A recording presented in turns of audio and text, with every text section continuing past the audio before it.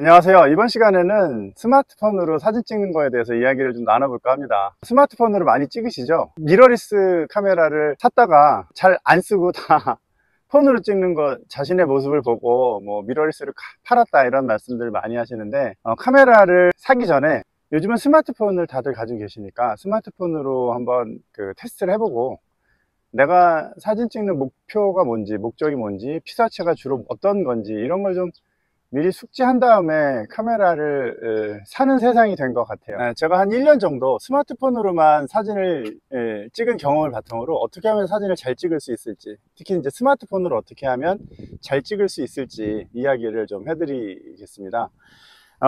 제가 사용하는 스마트폰은 아이폰 13 프로 맥스예요. 네. 요즘 좋은 핸드폰들이 많이 나와서 구형이라고 생각할 수 있겠지만, 이게 이제 생각보다 괜찮아요. 보통 사진은 요즘 이제 미러리스들은 굉장히 성능이 좋죠. 좋은데 리코도 많이 쓰시는 것 같아요. 근데 리코 같은 카메라는 이게 뭔가 28mm 하고 40mm 하고 화각이 딱 고정되어 있잖아요. 스마트폰 카메라하고 또 비교하면 스마트폰이 또 얼마나 경쟁력이 있는지 그런 얘기도 좀 해보겠습니다.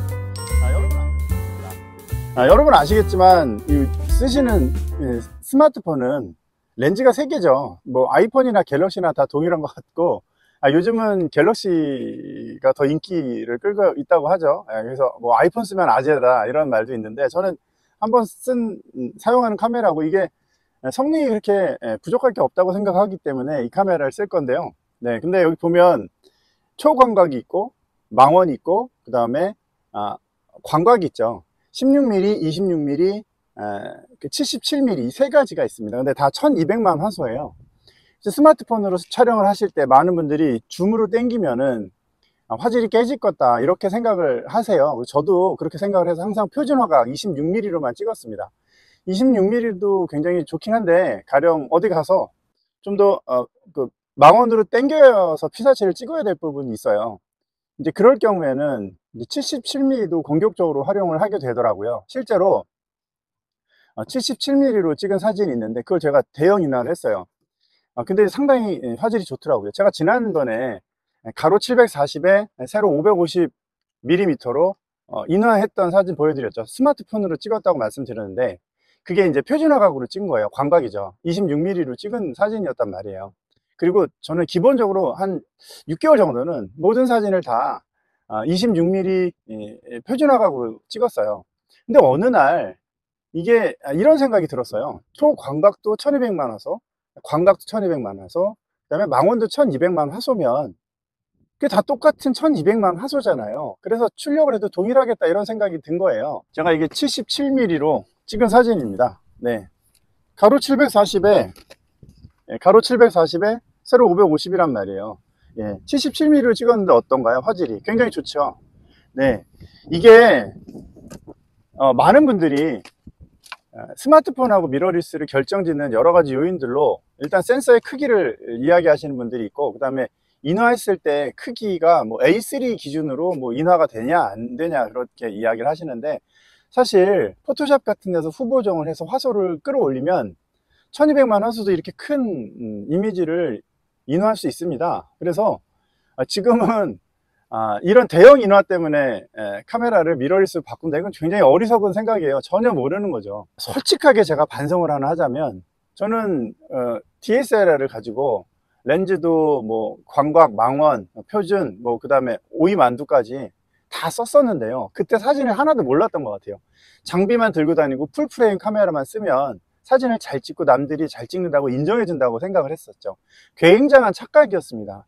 제 생각에는 만약에 이제 미러리스를 사시겠다 그러면 먼저 스마트폰으로 주로 본인의 사진 스타일을 익히시고요, 그 다음에 카메라를 구매하셨으면 좋겠습니다.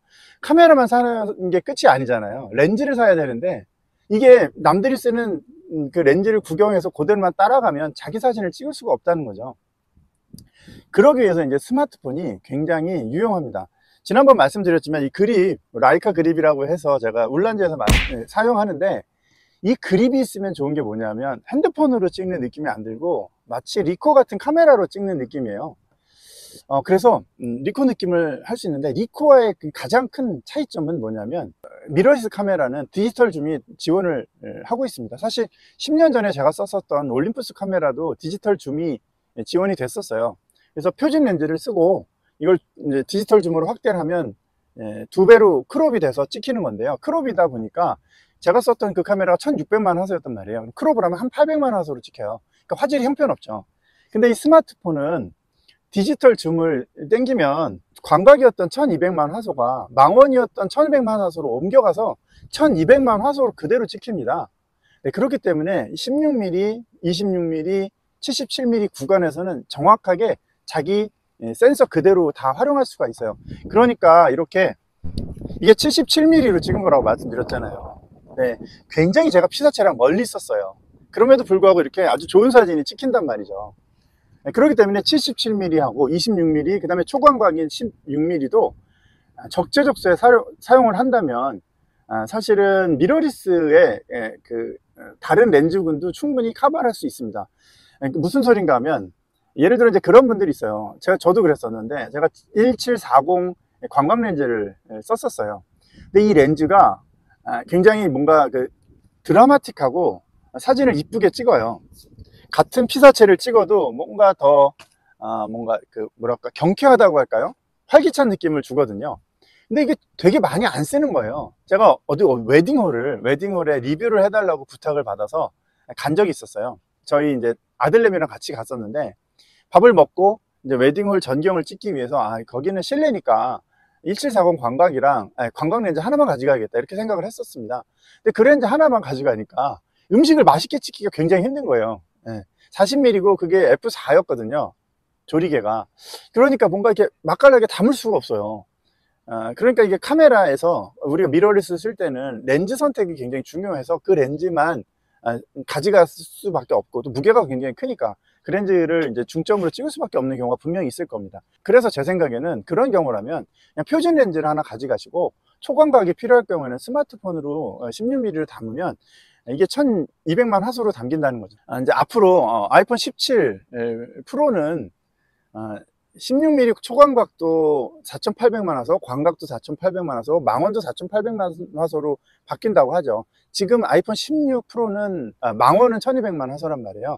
그래서 뭔가 약간 부족해요. 근데 이제 다음에 나올 17 프로는 전부 다 4800만 화소로 센서를 탑재했기 때문에 이건 단순한 디지털 줌이 아니라 렌즈 3개를 돌려서 촬영하는 거랑 동일합니다. 단렌즈 3개를요. 그럼 이제 어떤 경우에 깨지냐면, 이 카메라도, 이 핸드폰도 카메라 아니죠, 핸드폰이죠. 죄송합니다. 미러리스를 굉장히 좋아하시는 분들, 사진은 미러리스로 찍어야 된다, 뭐 DSLR로 찍어야 된다, 풀프레임으로 찍어야 된다 이렇게 생각하시는 분들도 계시는데, 저도 그 생각에는 동일하는데 목적에 따라 달라요. 이런 일상에서 아무거나 그냥 뭐 출장 가서 간단하게 저는 이런저런 스케치 남기고 좋은 풍경들 찍는 게 단데, 그거 어디 갔다가 팔 수도 없고요. 그런데 그런 아무런 계획도 없이 일상을 고화질로 찍겠다, 이것처럼 터무니없는 생각은 없죠. 네, 그런 분들은 핸드폰으로 충분히 저는 찍을 수 있다고 생각을 합니다. 그러나 뭐 롯데타워를 멀찍이 담겠다든가, 달의 광각을 달의 움직임을 담겠다든가, 그렇게 또렷한 목적이 있고, 또 특히 이제 자녀분이 있으신 분들은 미러리스의 정확한 목적은 뭐냐면 인물 사진이에요. 스마트폰은 이게 이렇게 또렷하게 인물을 강조하기가 어려워요. 인물 사진 모두 있지만 이게 디지털로 보정한 티가 너무 나잖아요. 그런 걸로 인물 사진을 찍기엔 적합하지 않죠. 그래서 아이들의 그 어린 시절을 촬영한다던가 그럴 땐 반드시 카메라가 필요합니다. 네, 그리고 한 50mm 렌즈나 85mm 렌즈, 인물 전용의 밝은 렌즈를 쓰시는 게 좋죠. 그런데 그거 하나로 모든 걸 다 찍을 수는 없어요. 아빠들이 아무리 애가 이뻐도 아이 찍다가 문득 떠오르는 이 노을도 좀 찍어줘야 되잖아요. 근데 그거 50mm를 찍으면 너무 좁죠. 85mm 찍으면 너무 작아요. 그럴 경우에 이제 스마트폰 하나 가지고 와서도 충분히 본인의 색깔을 담아낼 수 있다는 거죠. 그런 면에서 이 스마트폰은 이제 카메라의 상당 부분을 대체했습니다. 플리커에서 조사한 사용자들이 가장 많이 쓰는 카메라의 50% 가까이 스마트폰으로 찍고 있습니다. 2위가 캐논이고 3위가 니콘이고 4위가 소니였어요. 네, 그러면 이미 사람들은 대부분 다 스마트폰을 활용해서 찍고 있는 거잖아요. 먼저 스마트폰으로 본인한테 맞는 화각 같은 거, 스타일 같은 걸 먼저 캐치를 하시고, 거기서 진짜 스트리트 포토가 내 주업이 된다, 아니면 이걸 뭐 잡지에 기고한다든가 블로그에 이쁘게 포스팅하고 싶다, 그럼 이제 리코 같은 걸로 가는 거죠. 뭐 GR4가 나오면 2600만 화소라고 하는데, 그것도 디지털 줌으로 2배 뭐 정도 확대를 하게 되면 그 자기 화질이 아니라 화소가 깎여요. 그러면 아마 이 아이폰보다도 적은 화질이 나올 겁니다. 포토샵에서 뻥튀기가 됩니다. 인공지능에 의해서.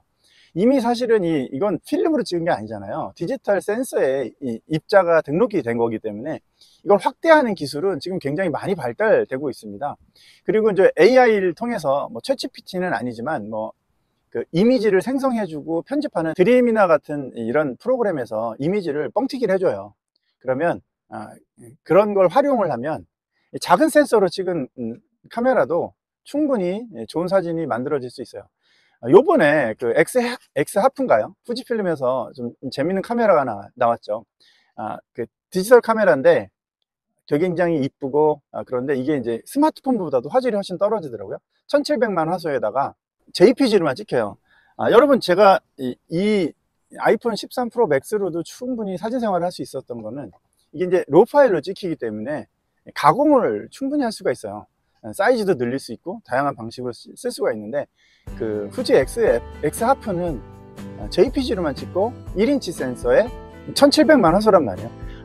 그거는 사진을 찍는 경험에 충실한 거고, 이미 대부분 사람들은 절반 이상이 스마트폰을 활용해서 사진을 찍고 있기 때문에 전혀 다른 전략을 펼친 거죠. 그러니까 스마트폰으로 무슨 사진을 찍는가, 이렇게 이야기하기 전에 본인이 미러리스를 쓰시면 스마트폰으로 어떻게 해서 보완하는 화각을 사용할 수 있을까, 이런 걸 고민하시면 좋을 것 같고, 미러리스 카메라는 인물 찍기에 좋습니다. 그래서 본인이 스튜디오에서 인물을 찍거나 웨딩 촬영을 하거나 인물을 이쁘게 나와야 돼, 여자친구를 이쁘게 찍거나, 스마트폰으로는 분명히 한계가 있어요. 인물 모드를 찍으면 너무 인위적이죠. 자연스러운 날림은 비교할 바가 못 됩니다. 그런 사람들이 이제 미러리스가 필요한 거죠. 그래서 아이들 성장 사진 찍으신 아빠 진사들은, 저는 그렇게 아이들을 미러리스 카메라랑 DSLR 카메라로 한 10여 년 찍어줘서 그게 아이들이 굉장히 좋아해요, 지금도. 그래서 자녀가 있으신 분들은 카메라를 쓰시는 게 맞고요. 그런 이제 저처럼 다 키웠어요. 지금 아이들을 카메라 갖다 대면 싫어해요. 사진 찍지도 않습니다. 찍을 게 없어요. 카메라는 엄청 고성능 카메라인데, 이런 카메라 들고 나가서 어디 풍경사진 찍고 그러면 그 풍경사진 찍을 때는 그 뭐랄까요, 조리개 값이라든가 이게 그런 게 필요 없이 펜포커싱으로 넓게 찍히는 게 최고란 말이죠. 한 28mm 좀 뭐 단렌즈 같은 거 있잖아요. 그런 렌즈 하나 들고 다니면서 둘레둘레 찍고 다니면 좋죠. 근데 사실 그마저도 스마트폰이랑 비교를 해볼까요? 화질이 떨어지길 하나요? 뭐 이동성이 더 떨어지길 하나요? 풀프레임 센서를 사용하면 빛을 더 많이 받는다고 합니다. 그래서 저조도 환경에서 훨씬 더 좋은 사진을 찍을 수 있어요. 그런데 제가 찍는 사진은 주로 저조도가 아니에요. 항상 빛이 많아요. 그런 상황에서 빛을 포집하는 이 센서의 크기는 저한테는 필요가 없다는 거죠. 그래서 꼭 적당하게 본인이 먼저 스마트폰으로 사진을 좀 찍어 보시고요. 난 어떤 카메라가 필요하겠다 싶으면 그때 사도 늦지 않다. 그리고 웬만한 사진은 이제 스마트폰이 다 점령했다, 이렇게 볼 수 있습니다. 그러니까 전문가들의 영역으로 넘어간 것 같아요, 카메라는. 여행 사진을 제가 지난번에 일본을 갔었어요. 코로나 직후에 아마 일본 여행이 유행이었을 때 저도 갔는데, 이제 2박 3일로 짧게 가는 코스였어요. 둘러볼 것도 많고, 그래서 저희 집사람이 그러더라고요. 스마트폰으로만 가서 찍자. 카메라 놓고 가라.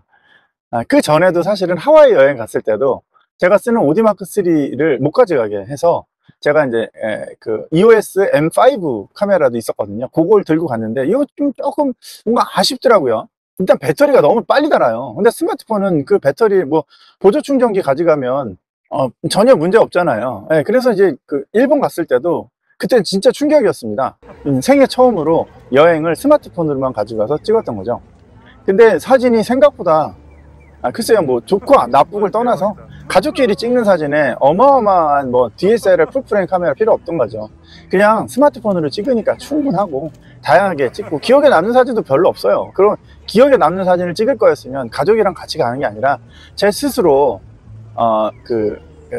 사진 촬영 여행을 갔어야겠죠. 그때는 카메라를 챙기는 게 맞는데 가족이랑 뭐 여럿이 가면서 부랴부랴 이것저것 다 들고 가고 짐도 많은데 DSLR이나 미러리스 카메라 들고 다니는 건 정말 황당하죠. 제 수어정대 아시죠? 여러분 이제 좋아하시는 스팟이 있습니다. 남한산성 수어정대. 거기서 찍으면 서울시 전경이 쫙 내려다 보이고 센터에 롯데타워가 보이죠. 그래서 그걸 찍으시는 분들이 이제 남한산성으로 다 모여있단 말이에요. 그런 분들이 제가 한 분을 뵀는데 소니 알파7 마크4를 쓰시고요. 이제 작가님이라고 두 분이 서로 부르시더라고요. 근데 이제 그분이 쓰시는 렌즈가 600mm였어요. 600mm로 담으면 롯데타워가 전부 다 들어오지도 않고 상반신 조금만 나오고 그 위에 달을 딱 걸치는 그런 사진을 찍으셨는데 어마어마하더라고요. 그분은 작가죠. 저도 옆에서 찍었어요. 스마트폰으로. 저는 그래서 굉장히 제가 부끄러웠고 이걸로 무슨 사진을 찍나 했는데 세상에 집에 와서 사진을 열어보니까 사진 품질이 굉장히 뛰어나더라고요. 네, 자 정리를 해보면 16mm, 26mm, 77mm에서 각각 자기 렌즈가 센서를 전체로 다 사용하는 이 화각에서는 퀄리티가 굉장히 좋을 거예요. 지금 나오는 뭐 아이폰 16 뭐 이런 프로 이런 제품은 4,800만 원 하기 때문에 훨씬 더 화질이 좋겠죠. 그리고 그건 이제 뻥튀기 안 해도 되고 저는 2,200만 원 화소니까 포토샵에서 뻥튀기를 하면 저는 1억만 화소로 출력을 합니다. 요거 제가 한 5천만 화소 정도로 뻥튀기를 해서 인화를 한 거예요. 그러면 이걸 1억 화소로도 뻥튀기를 할 수 있습니다. 그럼 얼마나 크게 나올까요? 제가 거래하는 그 사이트에서는 이거 이상 큰 사이즈를 인화하지 않아요. 전문 어디 인화하는 업체에 가면 더 크게도 인화할 수 있을 겁니다. 뭘로요? 스마트폰으로요. 그러니까 풀프레임 카메라로 찍는 게 그게 이제 여러분이 작업을 하셔서 이게 이제 상품 가치가 있는 사진이라면 그런데 일상에서 지나가듯 스치듯 찍는 사진들이 있어요. 결국 인스타그램에 올리고 말 거잖아요. 그런 사진은 이 스마트폰으로 충분히 찍을 수 있다. 이 스마트폰으로 찍는 사진이 부족하다. 그렇게 느끼실 때 그때 이제 카메라를 사면 좋겠죠. 저는 사실 지금 EOS R6 마크3를 기다리고 있어요. 이게 한 3,300만 화소 정도로 나올 것 같은데 2,400만 화소도 중요하지 않아요. 저는 그것도 충분하다고 생각합니다. 2,400만 화소도 1억만 화소 아니 뭐 더 큰 2억만 화소로 뻥튀기 할 수 있어요. 화소는 별로 중요한 게 아니에요. 그거는 그 출력 품질로 바꾸기 위한 절차지 결국 찍는 사진이 뭔지 그게 중요한 거죠. 얼마나 멋있는 사진, 얼마나 순간 포착을 해서 기억에 남는 사진 그런 걸 찍느냐의 문제지 얼마나 좋은 카메라를 찍느냐 그런 건 전혀 문제가 되지 않는다고 생각합니다. 제가 좋아하는 사진 작가가 이제 두 분이 있는데 한 분은 백상현 작가라고 소도시 여행 사진가예요. 그분은 이제 뭐 이탈리아나 뭐 유럽 관련된 책을 굉장히 많이 쓰셨고요. 관련된 사진도 굉장히 좋아하고 제가 이제 여러 번 찾아뵙고 그랬는데요. 그 백상현 작가가 쓰시는 카메라는 핫셀블러드입니다. 이게 1억만 화소 카메라예요. 그리고 이제 또 서브로 쓰시는 게 라이카 SL2인가 그래요. 그 카메라 둘 다 라이카 SL2는 6천만 화소인가 그럴 겁니다. 1억 화소, 6천만 화소. 그분은 왜 여행사진 가면 이제 그 장비가 좀 가벼워야 될 텐데 왜 이렇게 큰 카메라를 들고 다니실까요? 그분 사진이 이제 그 갤럭시 그 이미지를 이제 기본 탑재하잖아요. 거기에 이분 사진이 탑재가 된 거예요. 근데 그 삼성전자에서 이렇게 얘기를 했답니다. 화소가 너무 작다. 그 전까지 제가 알기로는 그분이 뭐 캐논도 쓰시고 소니도 쓰시고 하셨던 것 같아요. 근데 그 이야기를 듣고 이제 카메라를 1억 넘는 핫셀블러드랑 그다음에 6천만 화소가 넘는 라이카를 쓰시죠. 그분은 목적이 명확한 거예요.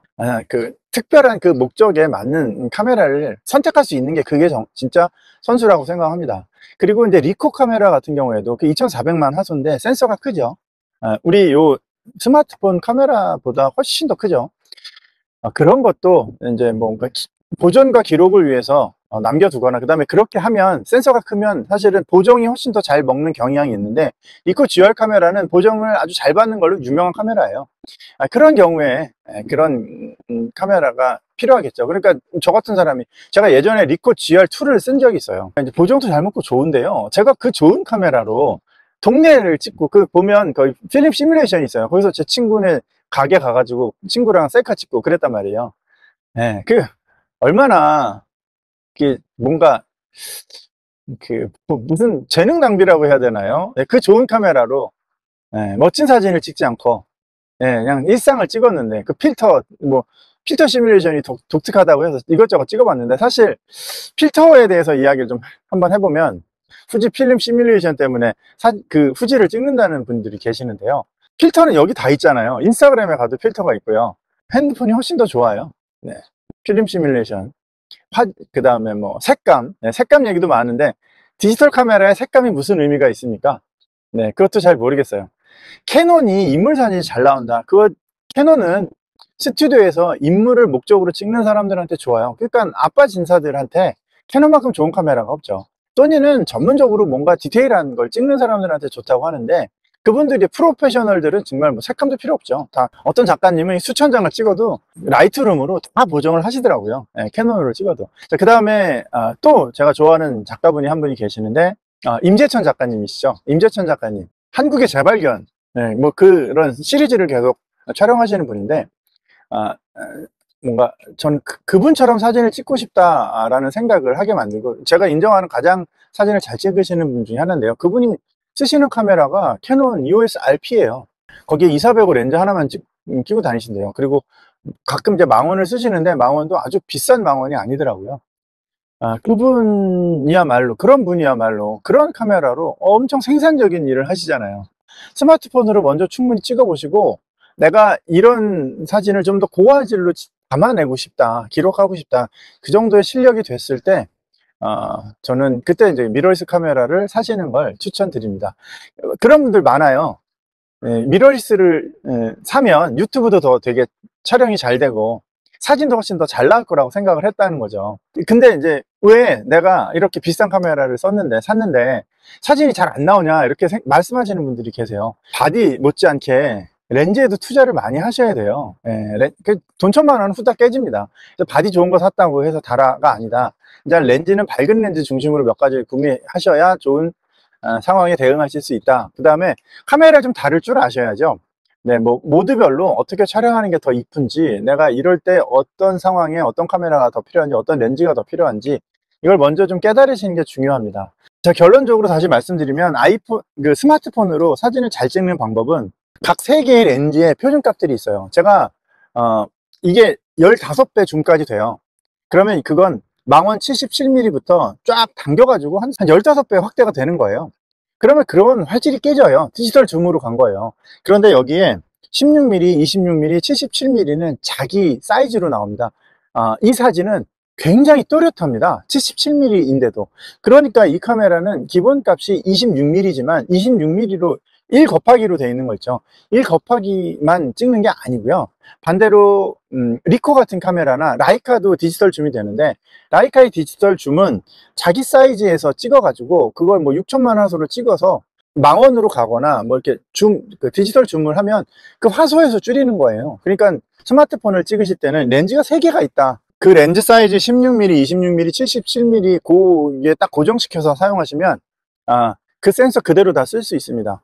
아이폰 17 프로가 나오면 4800만 화소로 16mm, 4800만 화소로 26mm, 4800만 화소로 77mm가 찍히겠죠. 그러면 크롭에서도 훨씬 관용도가 높기 때문에 스마트폰으로 충분히 사진을 찍을 수 있는 그런 환경이 만들어진다라고 볼 수 있는 거죠. 스마트폰으로 먼저 연습을 하시고, 본인한테 맞는 카메라는 어떤 게 있을지, 렌즈는 어떤 게 있을지, 그걸 고민하시고요. 그 다음에 바디가 작아서 샀는데 렌즈가 커서 낭패를 겪는다, 이렇게 말씀하시는 분들도 계세요. 그래서 카메라 구매하시기 전에 어떤 렌즈를 주력을 쓸 건지도 한번 생각을 해 보십시오. 그 단초는 여기 있어요. 이걸 쓰시고 내가 찍는 인상 깊은 사진들 쭉 한번 살펴보시고, 어떤 화각을 내가 주로 쓰는지. 그럼 리코도 사실 여러 가지 있고, 라이카 Q3도 이게 이제 28mm가 있고 라이카 Q3 43이 있죠. 이 두 가지 카메라가 있어요. 그러면 두 가지를 주로 쓰는 게 어떤 건지를 확인하시고 이제 사용하시면 되겠죠. 그러기엔 이 스마트폰이 가장 효과적이에요. 그리고 라이카 Q3 43 같은 카메라를 샀어요. 43mm죠. 그걸로 다 커버할 수는 없을 거예요. 이게 디지털 줌으로 망원은 되지만 광각은 안 되죠. 그럴 경우에 스마트폰으로 일부 보존도 할 수 있어요. 그걸 잘 적절하게 결합을 하셔서 스마트폰의 성능을 활용하는 게 좋지, 스마트폰으로는 사진을 찍는 게 아니다, 뭐 이렇게 생각할 필요는 없지 않나 생각을 합니다. 스마트폰 카메라로 찍다 보니 이제야말로 제가 주로 찍는 게 어떤 느낌이고 어떤 사진이고 어떤 피사체인지를 알 것 같아요. 이제는 이제 미러리스 카메라를 사도 되지 않을까 이런 생각을 해보고요. 왜 이걸 카메라를 가지고 있었을 땐 몰랐을까요? 네, 그때는 풀프레임 카메라로만 사진을 찍어야 된다고 생각을 했어요. 사진은 그걸로만 찍어야 된다. 제가 어느 역에 갔는데 서울 시내 어디 역이었는데요, 거기서 어떤 작가분이 사진전을 하시는 거예요. 근데 그분의 사진이 어떤 사진이었냐면 빛으로 그리는 그림? 그런 사진이었어요. 그래서 약간 몽환적으로 사진을 찍으시는 거예요. 근데 그분이 쓰시는 게 니콘 그 크롭바디 카메라였어요. 제가 그걸 보고 무슨 사진 작가가 크롭바디로 사진을 찍어? 이렇게 생각을 했거든요. 근데 제가 사진을 배운 분 중에 김원섭 작가님이라고 계세요. 그분은 후지필름 카메라로 찍습니다. XT5로 찍어요. 네, 저는 이제 그 당시에는 이제 수강생들은 전부 그 오디 마크 3를 다 찍었었어요. 그리고 이제 뭐 지나가면 다 그런 카메라 들고 다니면 전문가인 것처럼 보였던 그런 시기였죠. 근데 저는 그 작가님이 어떻게 이렇게 후지 필름의 크롭바디를 그렇게 고수하시는지 게 궁금했는데, 이제는 알 것 같아요. 센서 크기가 사진을 이야기해 주는 건 아니잖아요. 네, 이제야 알 것 같아요. 네. 스마트폰으로 일단 먼저 훈련을 해보시고, 인물이 내 인물 비중이 높다, 그때 미러리스로 가셔도 늦지 않다. 그리고 뭐 이렇게 멀리 피사체를 놓고 찍어야 되겠다, 렌즈를 뭐 600mm나 이렇게 큰 렌즈로 찍어야 된다, 그럼 당연히 미러리스 찍어야 되겠죠. 광각 중심이고 풍경이고 스냅이다, 그런 경우에는 오히려 그런 사진만 찍으면 리코가 더 적합할 수 있어요. 근데 이도 저도 아닌 상태에서 리코 카메라 같은 거를 사도 아마 제 생각에는 제가 예전에 리코 GR2를 찍었듯이 여러분들도 그럴 가능성이 높습니다. 그러니까 하나의 카메라를 오래 사용하시려면 스마트폰으로 먼저 자신의 화각을 찾아보시는 걸 추천드립니다. 여러분, 재미있는 사진 생활 하시기 바라고요. 더 재미있는 영상에서 찾아뵙도록 하겠습니다. 감사합니다.